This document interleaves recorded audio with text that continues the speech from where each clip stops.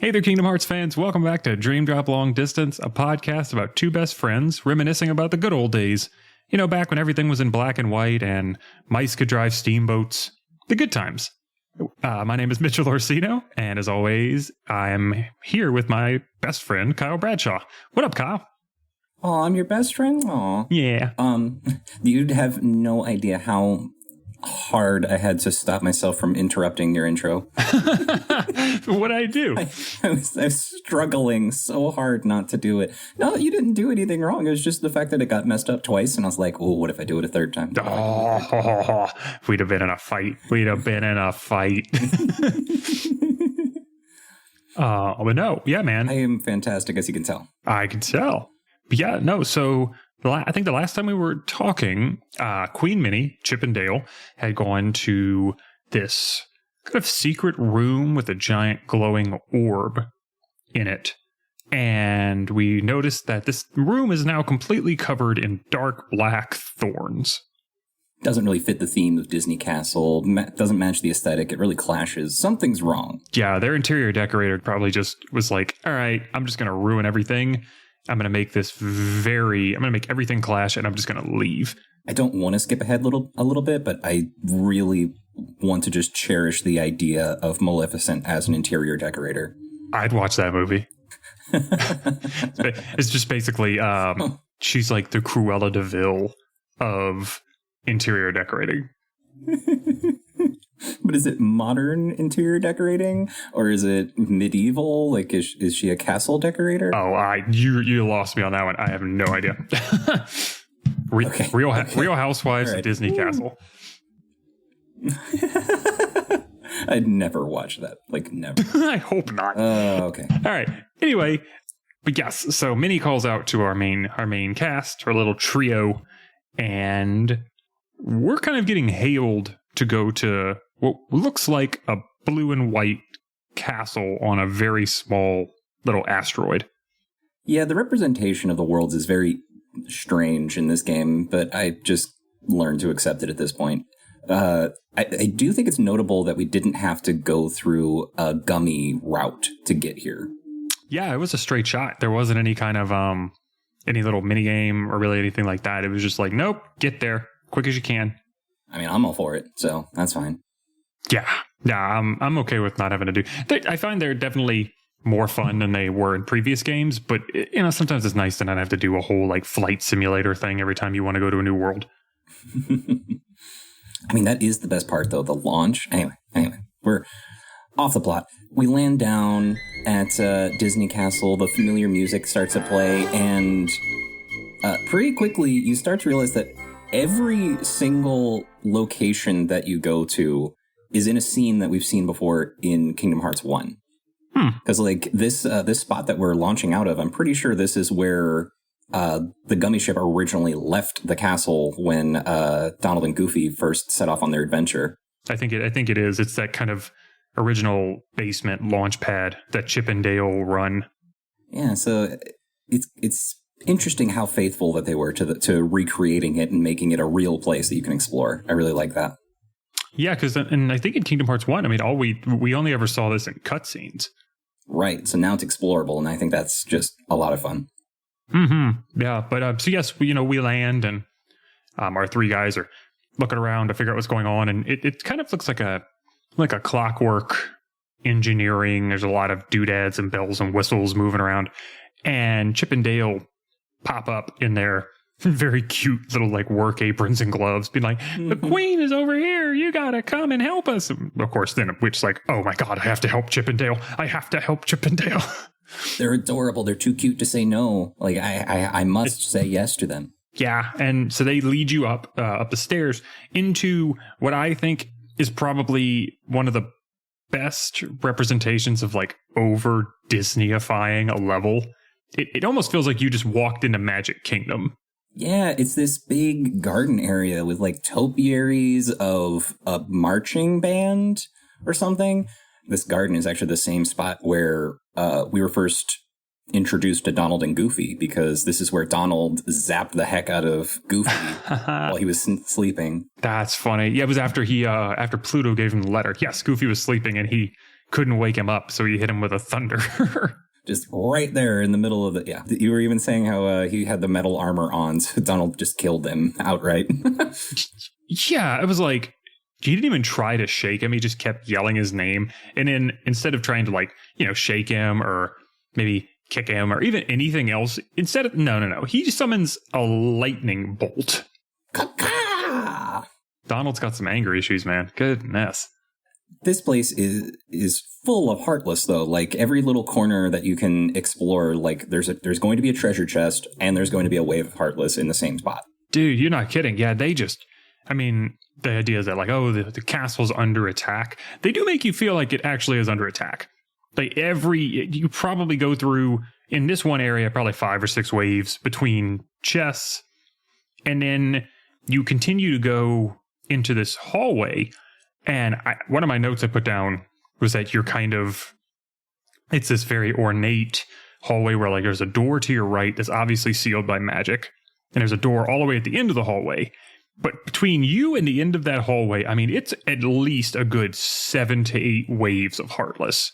Yeah, no kidding. This place is just full, and it's a big honking room, too. Like, it goes and goes and goes. And there's a reason for it we find later, but gosh, this map is huge. Yeah, but it's also very cool because you get to the end and you realize that at the end of the hallway, inside of a very comically cartoony Disney-esque library, is the Queen Minnie. She's been bored up in there trying to keep herself safe. Once again, a familiar room because this is where Donald found King Mickey's letter. Yeah. And she is just like, I need your help to, well, first she realizes for some reason she has told nobody else in the castle, or somehow nobody else in the castle has been made aware that it's under attack. And you actually separate where Queen Minnie is like, Donald and Goofy, you guys go tell people that this is going on. Sora, I need you to get me to the previous magical door. I'm going to get in there and there's something in there that can stop all of this. You do wind up doing a very short, kind of like a little escort mission where you fight some Heartless. And she actually holds up. She holds her own a little bit. Yeah, she's throwing light bolts and stuff like that. So I have a question, though, for you, Mitchell. There was a chest in the room with Queen Minnie. It was the first thing that I saw because I was like, oh, cool, maybe this is the map chest because it's that same size. I'm like, cool, the map. But it wasn't the map. Yeah. It was... I know what you're saying. It was torn pages. Torn pages out of Winnie the Pooh's book. Now, follow me here. Sure. The torn pages were stolen by the Heartless. Mm-hmm. In this cutscene where we talk to Queen Minnie, she says that she doesn't even recognize, or she doesn't even know, like, oh, these are the Heartless? How did she obtain these torn pages and have them in a chest? I thought the same thing when I saw that. I was like, why are these here? It's not as bad as, like, the Dalmatian parents holding them ransom in Kingdom Hearts 1. Yes, or the Dalmatians in Hook's bed. Just like a chest full of puppies at the foot of his bed. And it's not that bad, but it's like, why? I don't know. All I can figure is maybe King Mickey got him back from the Heartless, and instead of bringing them back to Merlin, he just was keeping them safe in there. And Minnie didn't know he had showed up at some point. I don't know. I'm not gonna. We got some new pages. The Heartless are bored, and they decided to put the pages in a chest out of boredom. Yes, there we go. Mm-hmm. I suppose so. But yeah. Anyway. So I have to ask these questions, Mitchell. Like, these are the things that I notice now that I'm stopping to take the time. Okay, questions, just questions. I will say, did you notice right after the escort mission? So Minnie does this whole magical, like, boom, bam, knock out the spell on the doors, unseal the door, and it's this beautiful ornate door, and you think it's about to fully just swing open in all its glory. And they do a callback to Kingdom Hearts 1, where it's this tiny sliver, like an eighth of the door, just cuts out and opens up into a much tinier door inside this other one. And it's that callback to when Donald did it in the original game. Right, because they did the exact same gag, and that's so fun. It got me again. I was like, God dang it! It was so funny. I wasn't ready for it, but it was so funny. I laughed so hard. I was just like, that is incredible that they have waited probably 6 years to make that joke again, and it still hit. Ugh. Comedy gold. Like, Disney knows what they're doing to some extent. Ugh. Yeah, no, they really do. But this room, so this is the kind of like the grand throne room, the audience chamber, where you see it just one big carpet all the way down to the end, where this throne is just sitting on top of a slightly raised pedestal. You've got these giant statues, one of like a dog wearing armor and a duck wearing a like mage's robes, but you can't see their faces all the way, which I thought was hilarious because when you go to look at them, it gives you a prompt that says, this person looks familiar for some reason. I didn't look at the statues like that. I look at the paintings that were in that room with Queen Minnie. Well, one's like, is this the king? And one's like, this must be the king's ancestor. It's like one of them is like, it's basically just Mickey with like a little false mustache, and he looks like I don't know, like he'd be hunting buffalo in the 1700s in like middle America. Yeah. Very Davy Crockett. That's a much better reference. Yes, like very Davy Crockett. And so what did you think about this room? Because you fight off quite a lot of those kind of large, I call it like the kind of spinning top style. And you also have to escort Minnie basically down the aisle. Just picturing like a wedding music playing. Yeah. I knew it. Listen, you said down the aisle. It's not my fault. But the room was like loaded down, and they're annoying, heartless to kill too, because you have to actually like hit their head, because if you don't hit their head, you're just not doing damage, and they're constantly spinning. Mm-hmm. Like you can't even reliably use magic on them. It's very, very frustrating. But she really holds her own here because she's got like faith, I think is what the ability's called, and she can just like blast them, and that does half their damage just right there. So yeah, I mean, she's a strong magic user. You can definitely tell. And she does hold her own for the most part. Like, I didn't really have to worry about her too much. Now, if there's like 4 or 5 of them ganging up on her, then yeah, you need to kind of clear them out a bit more. I mean, I killed everything in that room, so. Oh, yeah, I think I definitely got pretty far ahead before I started calling her out. But you do wind up getting her to the end of the room, and I thought it was pretty funny that she just is like, oh, she like, Sora, you tell, like, they just keep coming, the Heartless keep coming. And she goes behind the throne, he's like, what are you doing? And she just presses a button, and the throne starts to slide out of the way, and this blinding, like, nuclear light explosion just clears the entire room. That, my friend, is the power of the cornerstone of light. Yep, the cornerstone of light. I guess at that point we realized that, or, we're then introduced to, she brings us downstairs, that the glowing orb that we saw Minnie Chippendale looking at earlier is an item called the cornerstone of light, which is what has kept the darkness at bay from ever apparently getting to the castle.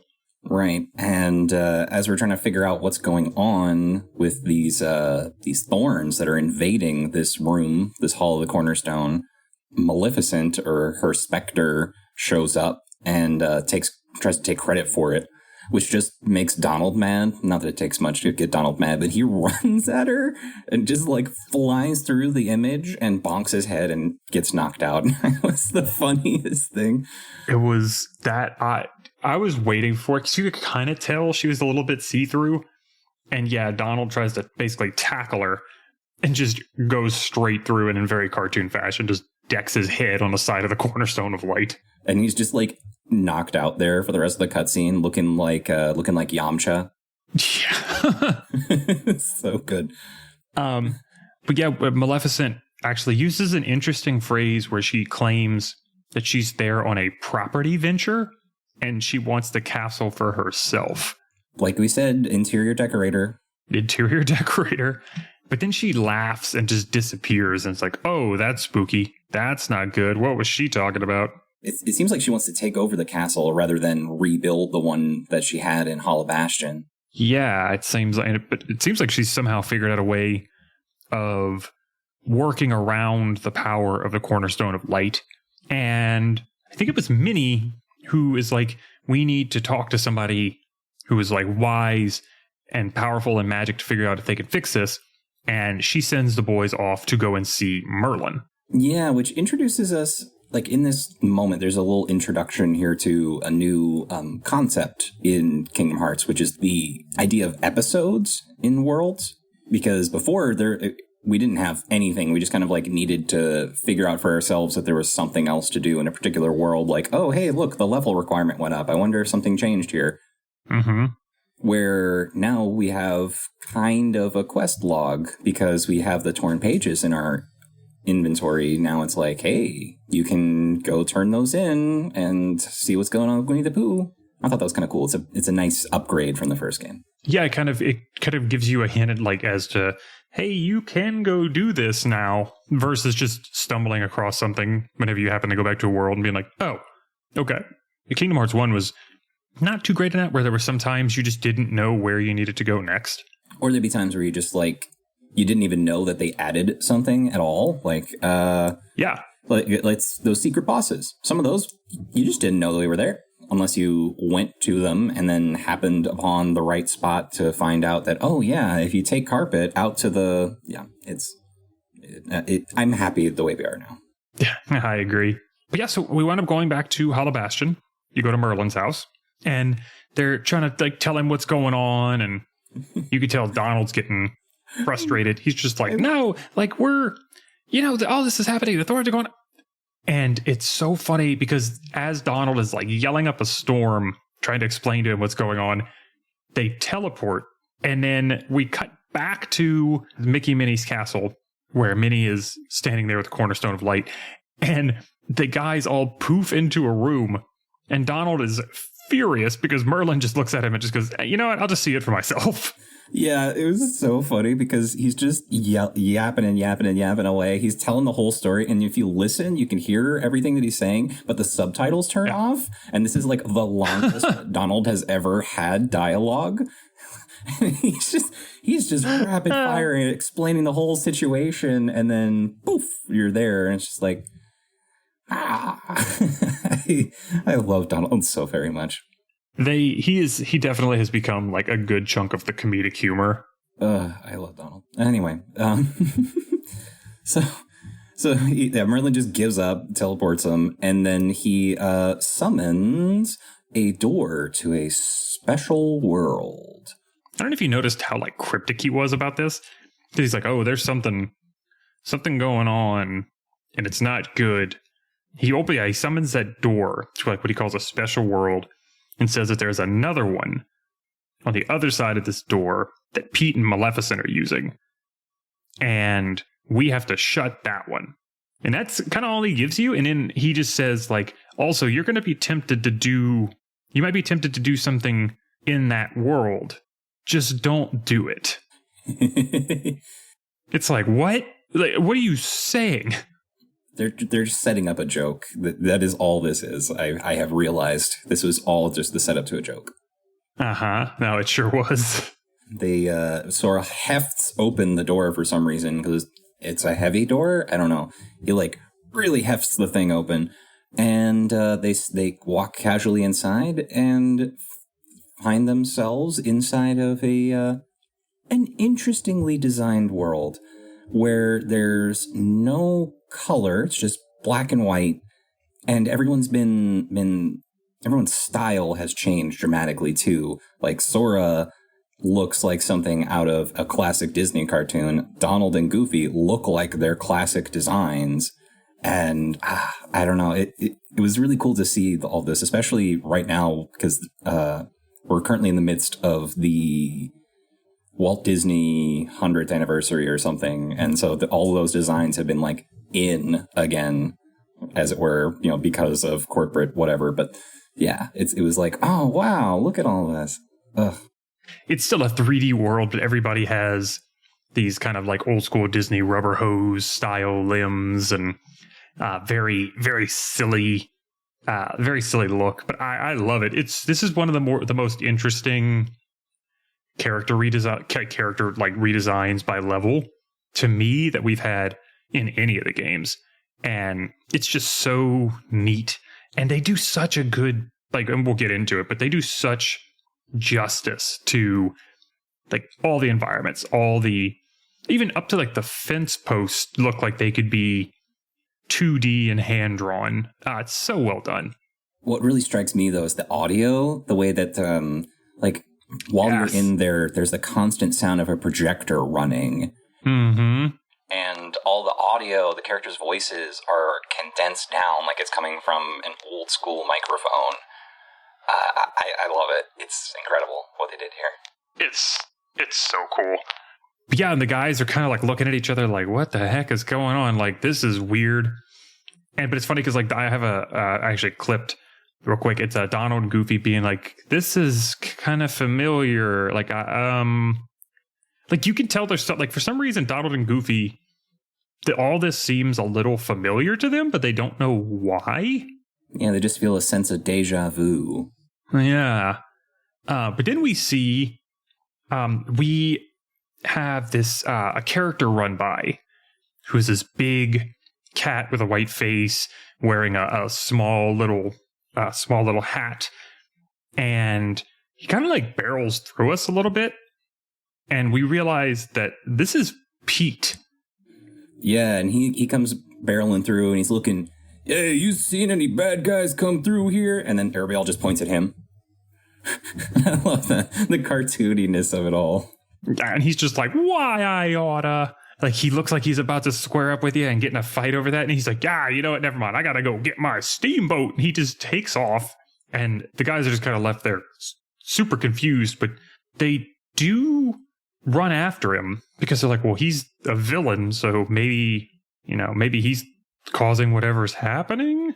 Yeah, I mean, they're just like, oh, it's Pete. We got to stop him. Pete's a bad guy. Let's go. That's pretty straightforward. Yeah, but even Goofy says, like, I think we might be making a mistake here. They press on anyway. They go down to the pier. They find Pete, and they give him a bunch of sass until he says, them's fighting words, and then they get into it. And you beat the snot out of a civilian, as you learn pretty soon after. Because this is not the same Pete that is working with Maleficent. No, he looks at you. He's like, dude, what is your beef with me? And you watch as all three guys realize, like, oh, man, we made a mistake. What is going on here? They even threw out the poor guy's back. Yeah, they, like, hurt him. And Goofy's just like, man, look, we apologize. But, if we can help you find your steamboat, we'll definitely do it. I think this is where he says that there is somebody that looks a lot like him who stole his boat. Yeah, I think he does. I think he mentions that he's chasing after somebody. He's like, there's a kind of like that joke of like, there's this guy that stole my steamboat, but kind of like giving himself like his own pat on the back for his looks. He's like, he's an interesting looking dude. And I'm just like, oh my God, he's so vain. Man, I didn't take it that way, but that's it. That's a good way to. I didn't think about it like that. Wow. But then we're introduced to that kind of world system where we look over to the left and there is a it kind of looks like a curtain, like an old school like theater curtain floating in the air. Mm-hmm. And Donald just like walks up to it and pulls the rope because he just knows what to do somehow. I don't know. I wouldn't know what to do if I saw that. Oh no, I would be terrified of touching that. True, I'd be terrified too if there's just like a floating window. That's a good point. Oh, geez. You open it up and like Statler and Waldorf just start yelling at you. It's like, oh no, and you close it. Oh, geez, this guy again. It's like, oh, and then all of a sudden, all three of them are Muppets. Actually, I would love to play that. I can say that because this is a Disney property now. Yeah, that would be an incredible level. Like Muppet level, Star Wars level. We'll get there. So anyway, Donald pulls the rope, and a scene plays out that basically shows Heartless all flying into these 4 similar looking windows to the one that we just used. And then after that, we see Sora, Donald, and Goofy entering the world, which is fun that they let it all roll through like that, because we get to see the scene of like, this feels like deja vu or something like that. And it's like, oh, okay. Mm-hmm. It's like a callback to like 5 minutes ago where they somehow missed all of the Heartless that have invaded this place. Right. And as soon as that happens, now we have 4 brand new worlds, or not worlds, 4 vignettes, 4 little curtains to hop into, 4 little cartoons to save the day in. Yeah. These were a lot of fun, though. I actually really enjoyed these. Oh, absolutely. They are so much fun. I just kind of went left to right. What did you do anything special with that? No, I did the same thing. Starting off with the construction zone, which is so cool. Like you're on scaffolding, and the scaffolding is uneven, constantly shifting. Gosh, this must have been harder on the PS2. Man, yeah. And you're kind of, so basically it's like all this, it looks like a skyscraper being built in the, the 40s and 50s, but you're fighting on kind of like a pedestal that's being pulleyed up into the air, just like hung by a rope. And as you're fighting, it keeps wobbling, or like it'll drop and catch. And yeah, it's so, and so there is like a little bit of like aerial combat when it's falling. I thought that was such a cool arena to fight in. Yeah, because like the scaffolding starts to like wobble and bounce or something, and it launches you into the air, and you can like do an air slash while you're up there. The whole thing that you're trying to do is keep the Heartless from destroying the rope or destroying the scaffolding itself. That would, so you just fall if they did that. Yeah. Outside of that, the biggest thing is who shows up. Of course, none other than Mickey Mouse. Yeah, the old school kind of like pencil thin tail. You could tell like, oh, you're a mischievous little thing. And he kind of just runs in, and he gives you like you can tell he's trying to warn you about something right before the fight. But then after the fight, he just literally just runs up, shakes Sora's hand really, really excitingly, and it just waves off and runs away. Doesn't say a word. I like that. It's so man of little words. Little man of words.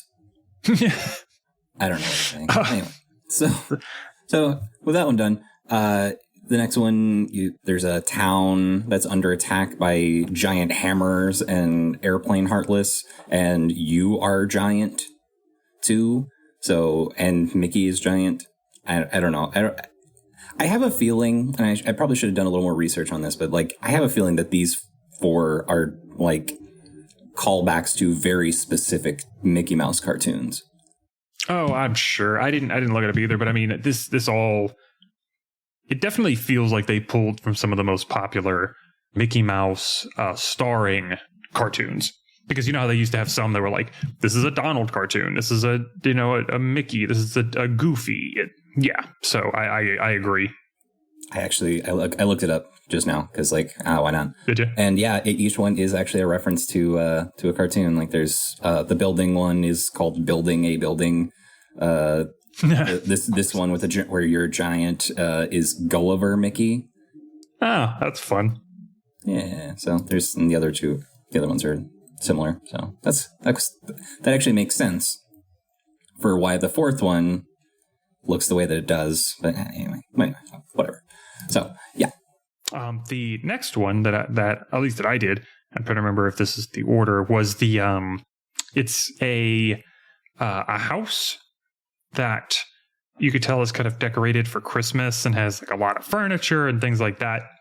But in this level, for some reason, there is a black hole in the center of the room that is attempting to suck in all of the furniture and all of the things in the room. And you have to keep bashing because every time you hit the black hole or knock it out, it kind of fades for a second. And you have to last for a certain amount of time and keep some of the furniture there while also fighting off Heartless, who are trying to keep you from stopping the black hole from eating everything. Yeah, I don't know if it was time or if it was just like, because I mean, all of these went by so quick for me. I think it was just because I was just demolishing the Heartless. I think it's just kill all of them and you win. I really have no idea. I genuinely don't. But then the fourth one that you go to, which is the last one, it's this basically it's like a eight or nine story, looks like a New York apartment building that has like fires coming out of windows, and this fire truck comes blasting in, and it doesn't actually put out anything. It just like stops at the road for some reason. And we get into kind of what do you think of this fight? I thought this was an interesting one. I didn't catch anything being unusual about this other than the car Heartless being frustrating in a fun way. But like that was it. Nothing really jumped out at me as being like particularly hard or interesting about the fight. Yeah, I feel like the car Heartless were interesting, especially because, as soon as they get like revved up, you can't hit them and you kind of just have to dodge them for a few seconds. And I thought, especially because I think at one point they throw two of them at you. So it's kind of like they're playing bumper cars and you're having to dodge them. Yeah. Because I think there's other mechanics that are happening at the same time, but I didn't really, it didn't stand out to me. Because I think like you have to stop the building from catching fire, maybe like stop fires from getting to the building. And I just didn't even like notice that happening. Yeah, there were these random little like plumes of flame that would appear, and they would kind of spout off like one or two little baby flames that would slowly kind of make their way to the building. And while you were fighting Heartless, you needed to keep those fires from getting to the building. Oh, man. Yeah, see, I think there was room for these to be harder, but they just kind of like weren't. These encounters could have been longer and a little more interesting, I think. But, okay. That's it. In hindsight, I kind of remember these being harder when I was a kid. So maybe that's just one of those things where I'm an adult playing a children's game and I should stop complaining about things not being hard enough. I mean, I had a slightly hard time with the burning building one, only because it took me a second to get the mechanic of the car Heartless down and being like, oh, I just need to dodge him for a second. That one probably took 2 or 3 tries. But after I narrowed that in, I was like, okay, this is not too bad. And I just loved how after every one of these missions, Mickey would run up to you and give you a big handshake and then wave you off because he's like, good job. And then he would take off. Thanks a lot. All right, I'm out of here. Sorry, bye. That's not the only thing that happens after each of these, though. We also get to see a little bit of story unfold because Donald pulls on another curtain and we see these little scenes of Pete, or from Pete's perspective.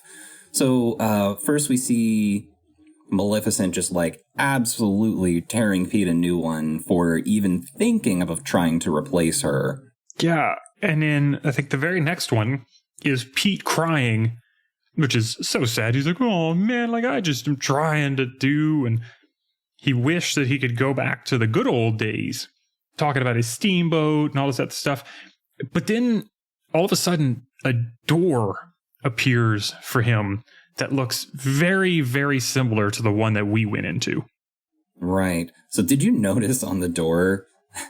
It had a cigar and his hat and stuff. Yeah. I love that the door has a cigar on it. Like, how did they get into a Disney game? I mean, I guess because it's a historical reference to the character, but like, it's incredible that got into a modern game. I thought it was super clever because it felt like, it's like, oh, these are all characteristics of Pete. And so it's like, this is Pete's door to the past. But yeah, I do feel bad for Pete in this moment. He's become a more relatable villain here. He's just like, poor guy, that's all I can say. Poor guy. Like he got tore a new one by his boss. Like that just sucks. Well, but then we after the third room that we beat, there's another cutscene where Maleficent is checking out the door, starts talking to Pete, and it's like, oh, we can use this as an advantage because it's a link to the past. Like she sees the cornerstone of light and she realizes what this is where the Disney castle is going to be in that world that's where it is going to be built, but it has not been built yet. Right. And they just decide to charge in and do it. And Pete's main plan for how to do this, because Maleficent doesn't tell him how to do it, just tells him to go in and get it done to not be useless anymore. His plan is to just smash it. I'll just smash it.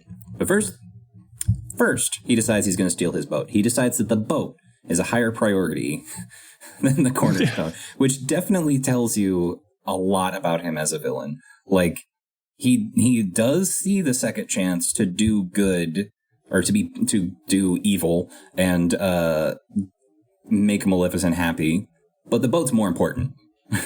It's about that boat, man. It's like, yeah. And I mean, good on him. You know, it sounds like he's had a really rough life in the last, I don't know what the time period is, but you know, he's just like, I just got to do me for a little bit, man.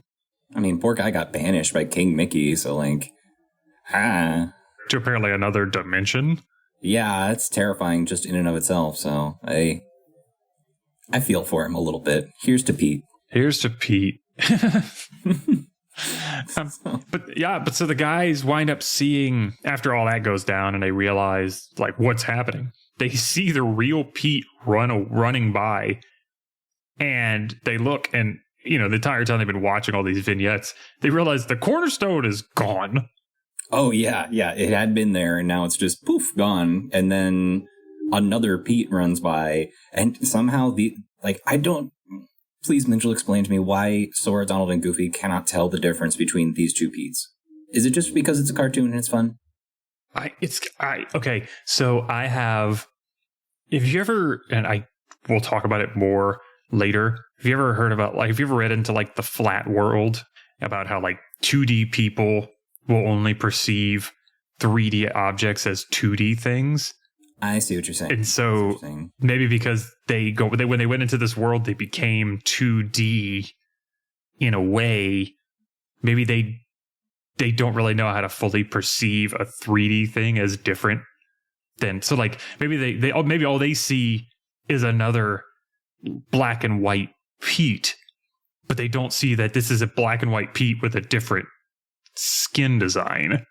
Okay, but let's extrapolate that for a minute. Right, so you're saying that your theory is that the world they went back into the past into 2D. That's your theory, right? You know, yes. Does that imply that the world was once 2D and then became 3D? Yes.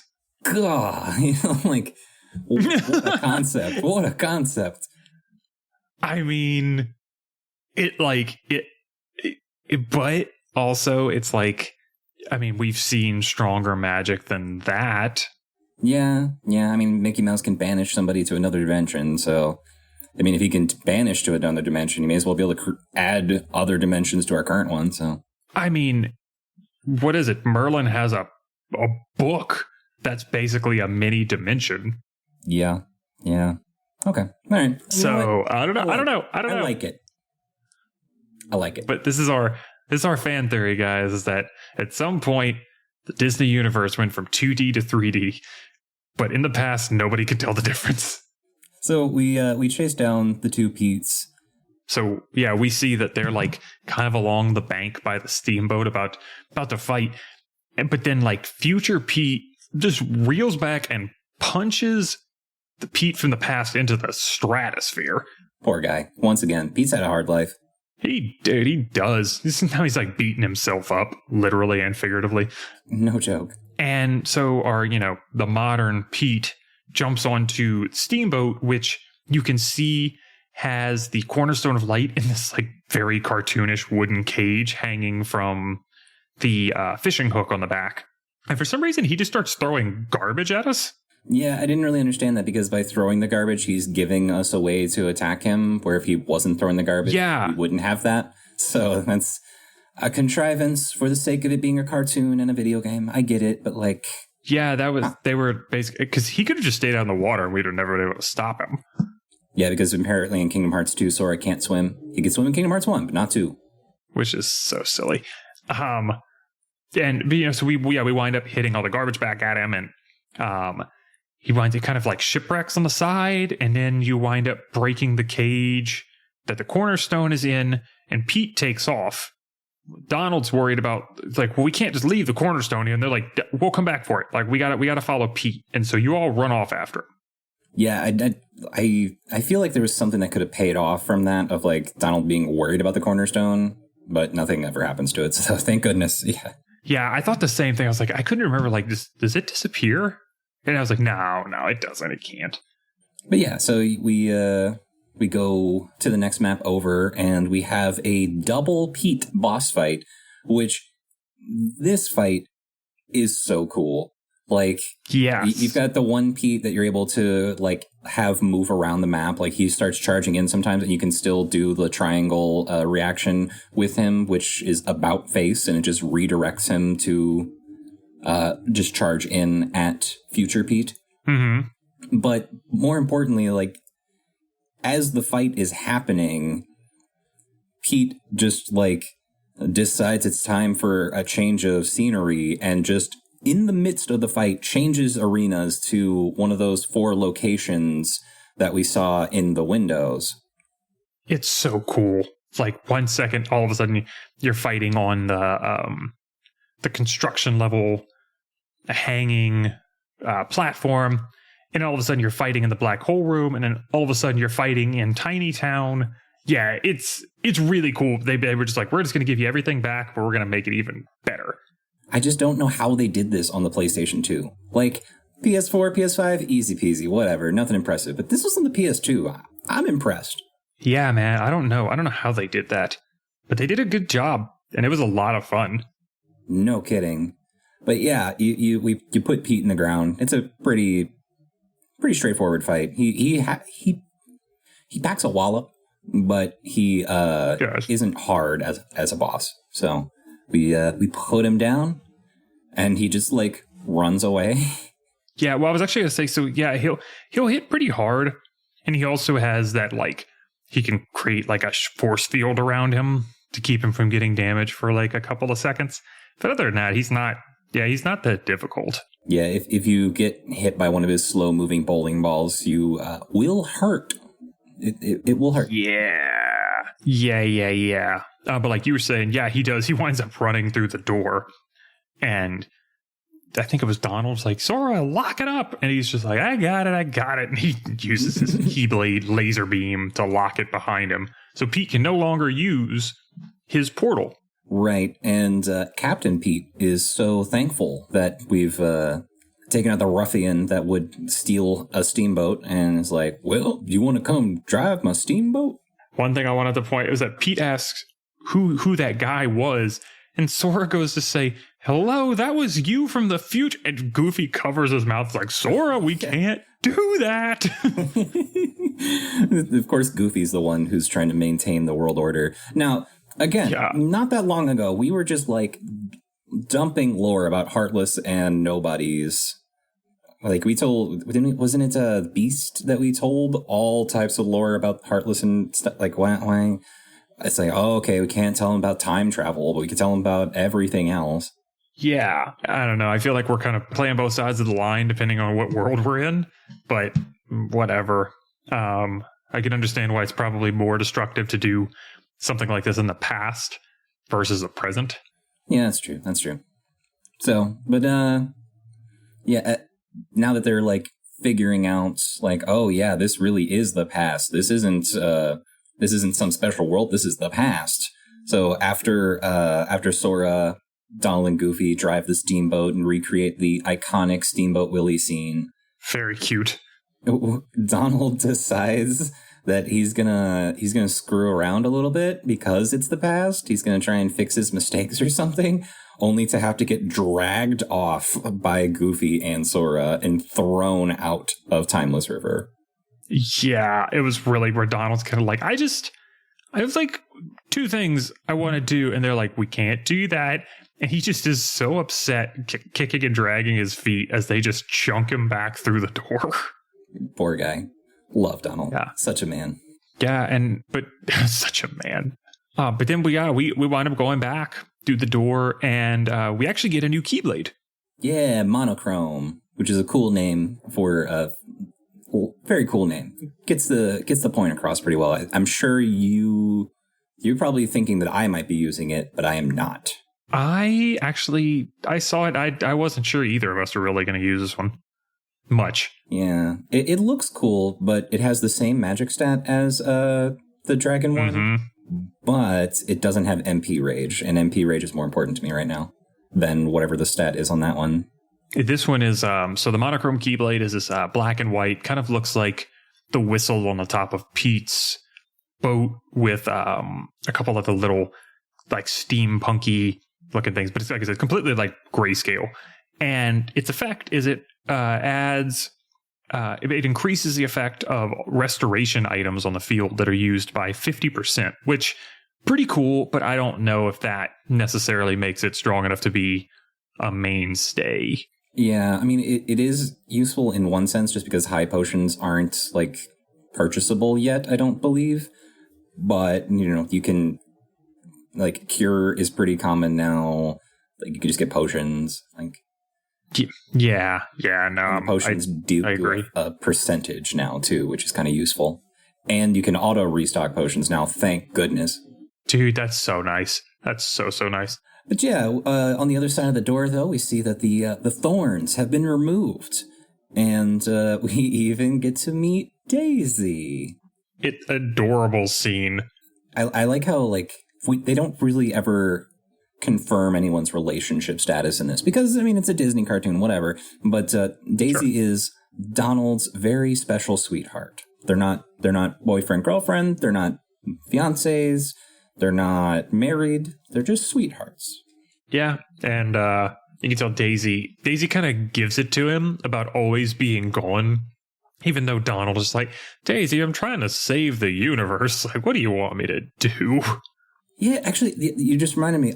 So she fusses at him for missing their date day. Yeah.